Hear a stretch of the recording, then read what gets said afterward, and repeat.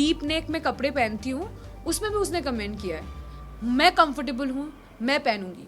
मैं साड़ी भी पहनती हूँ, मैं लाल पार सादा साड़ी भी पहनती हूँ, मैं बंगाली हूँ। और तुझे फेयर एंड लवली लगाने की ज़रूरत है, अरे तू ब्लीच क्यों नहीं करवा लेती, अरे घिस ले अपना skin. I don't care what you think about me. आज मैं जो भी हूँ ना, मेरे कलर की वजह से मैं यहाँ पे हूँ।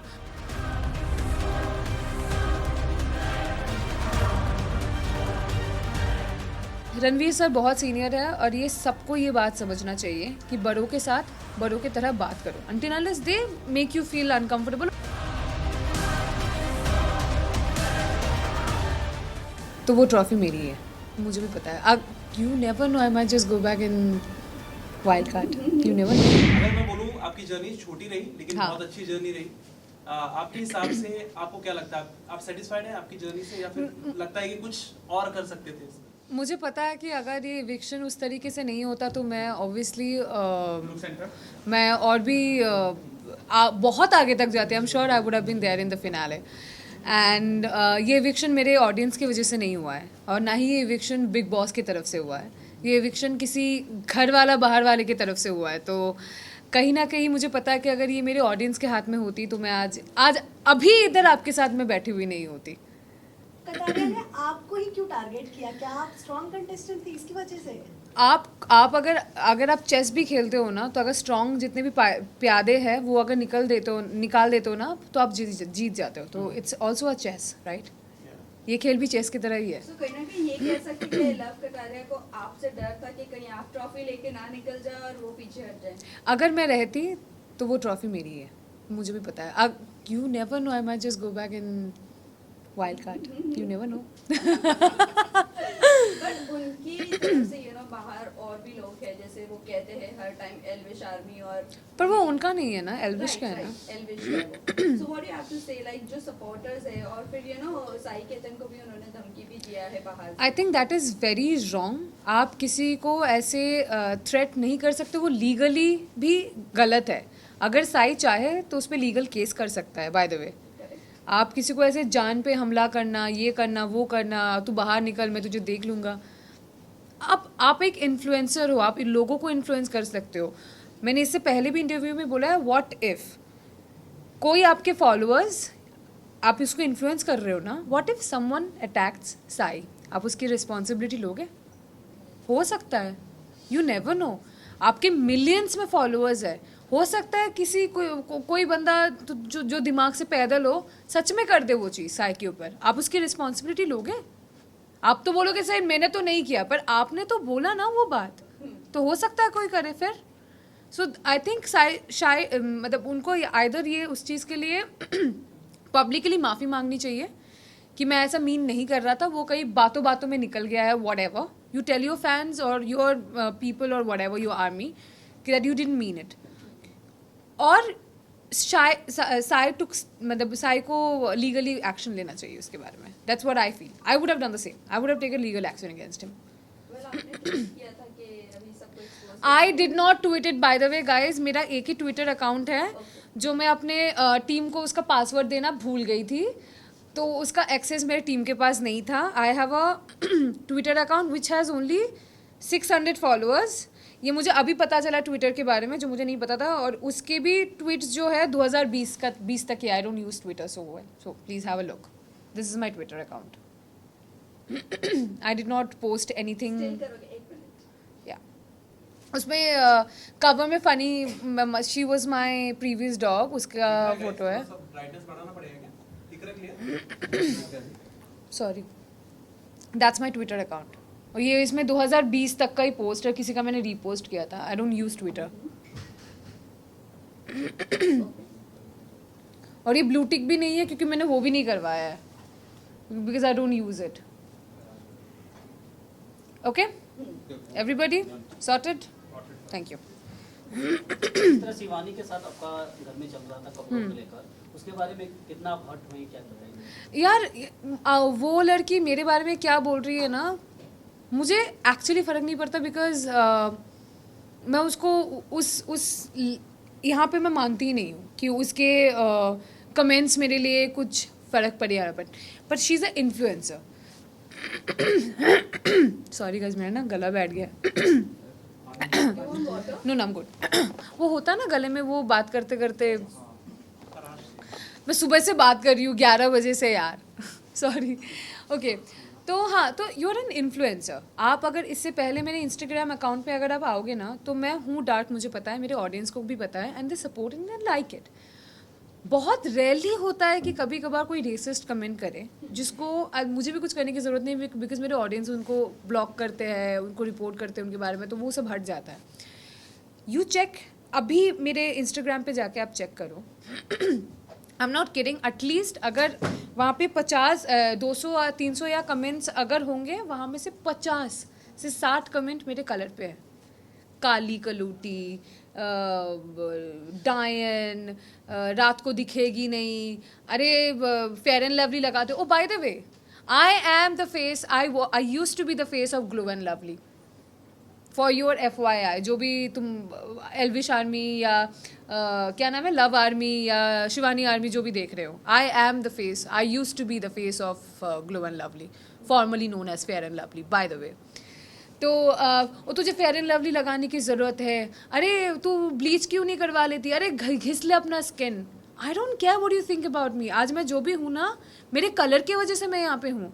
आज मैं अलग भी दिखती हूँ ना कैमरे पे, वो मेरे कलर की वजह से, और इस कलर के साथ मैं पैदा हुई हूँ। तो मुझे शर्म नहीं है। अगर आपको शर्म आ रहा है तो वो आपका दिमाग है, आपका सोच गंदा है। तो मुझे मेरा कलर साफ़ करने की ज़रूरत नहीं, आप अपना सोच साफ़ कर लो, आपके लिए बेहतर रहेगा। और मेरे कपड़ों के ऊपर भी जो बोला गया था, मैं मॉडल थी। मेरी शुरुआत के मैंने शुरुआत किया है 2012, 2013, मतलब मैं 13-14 साल की थी, मैं मॉडल थी। तो मैं वो कपड़े पहनती हूँ जिसमें मैं कंफर्टेबल हूँ।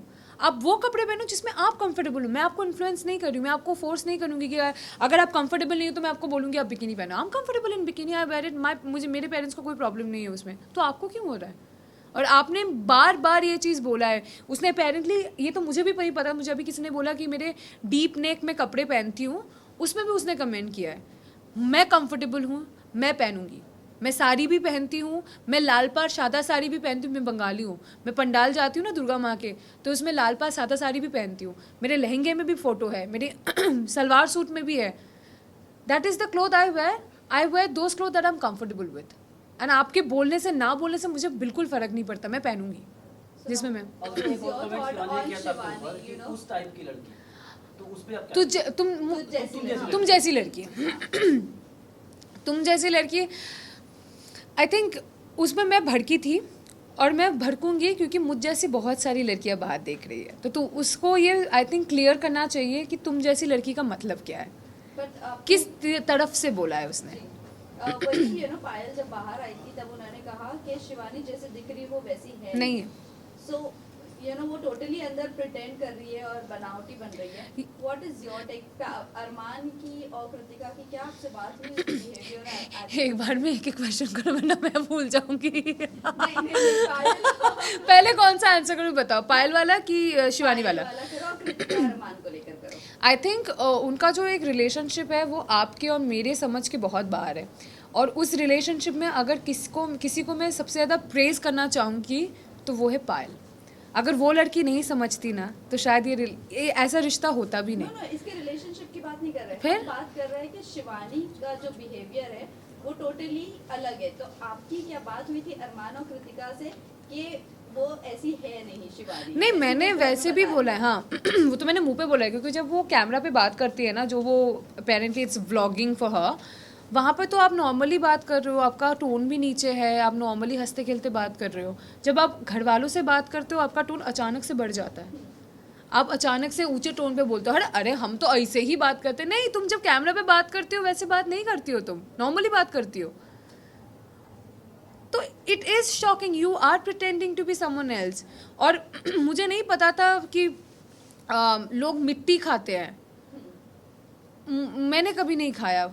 और अनिल सर ने भी बोला कि बचपन में लोग मिट्टी खाते हैं, पर वो बचपन में खाते, तुम 22 साल की हो, तुम बच्ची तो अभी हो नहीं।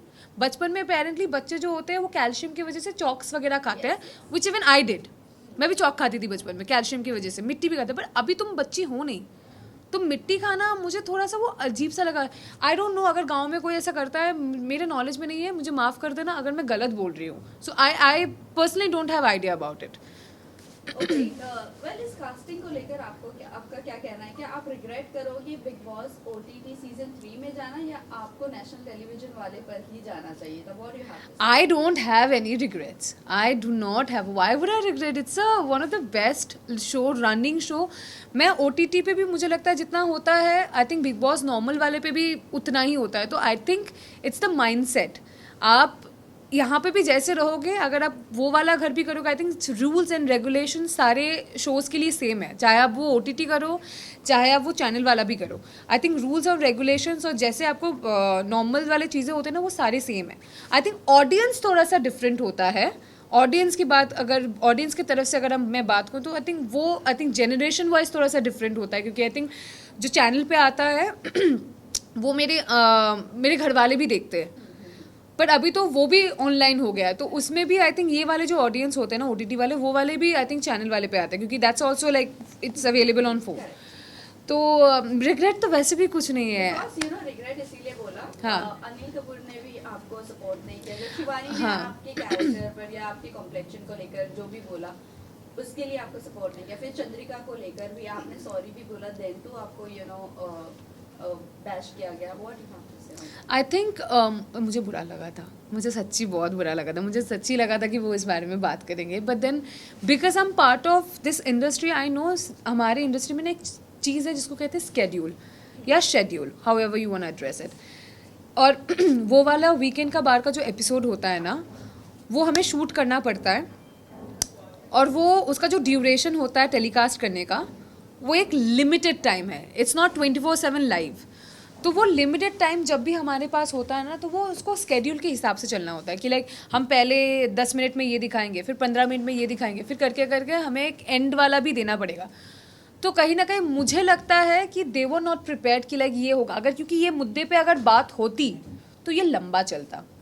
तो कहीं ना कहीं मुझे लगा था, मुझे पता था कि अगर मैं घर पे रहती ना, नेक्स्ट वीक इस मुद्दे को लेकर सर बात करते ज़रूर, क्योंकि अनिल सर कुछ भी हो, वो किसी चीज़ को बोलने से ना घबराते नहीं है या डरते नहीं है, या फिर वो हेजिटेट भी नहीं करते हैं. I have seen his interview, is very brutal and blunt about his statements.